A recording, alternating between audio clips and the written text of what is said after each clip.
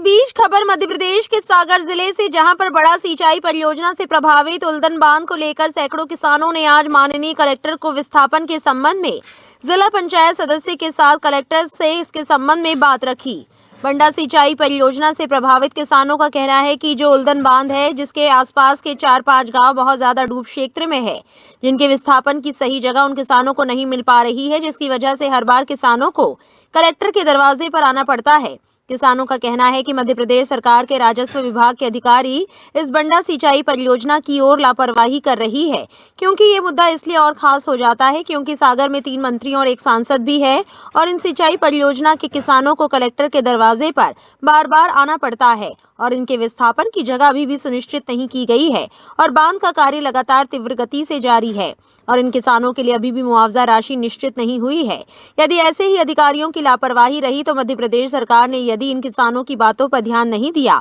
तो फिर ऐसा लगता है कि आने वाले विधानसभा 2023 चुनाव में मध्य प्रदेश सरकार के लिए इन किसानों के लिए विस्थापन की सही जगह नहीं मिली तो ये किसान महाआंदोलन की तरफ जा सकते हैं। क्योंकि ये बात इसलिए खास हो जाती है क्योंकि यहाँ पर विपक्ष का विधायक है और यदि मंत्री जी और सरकार ने इन किसानों की बात नहीं मानी तो इसकी कीमत सरकार को अपनी आने वाली विधानसभा चुनाव में चुकानी पड़ेगी। हम लोगों की रह गई है, सिर्फ विस्थापन के विषय की बात रखी गई है कि हमें अपनी पसंद की जगह का विस्थापन दिया जाए और कोई मुद्दा नहीं है विरोध का। माननीय कलेक्टर साहब ने 1 सप्ताह का समय दिया है और कहा है कि हम भरपूर प्रयास करते हैं जिस क्षेत्र के व्यक्ति को, जिस गांव पंचायत के व्यक्ति को, परिवार को, क्षेत्र को जहां विस्थापन चाहिए वहां संबंधित अधिकारी, संबंधित विभाग से हम अपनी बात रख के सामंजस्य बना के आपको विस्थापन की व्यवस्था बनाएंगे।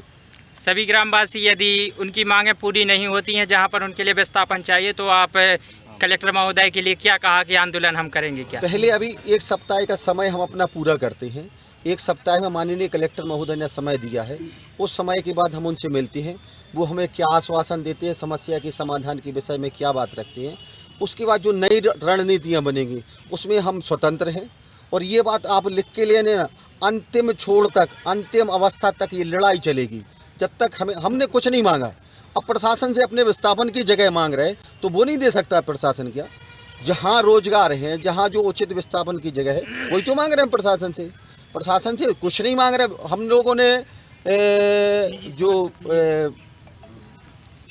किसी विषय का अन्य कोई विषय बातचीत नहीं रखी, सिर्फ विस्थापन का विषय रखा है, इसके अलावा कुछ नहीं। और ये भी बात आपके माध्यम से, मीडिया के माध्यम से कह दें, हम सभी सम्माननीय क्षेत्रवासी एकत्रित हैं। अगर हमारी मांग पूरी नहीं हुई तो आप ये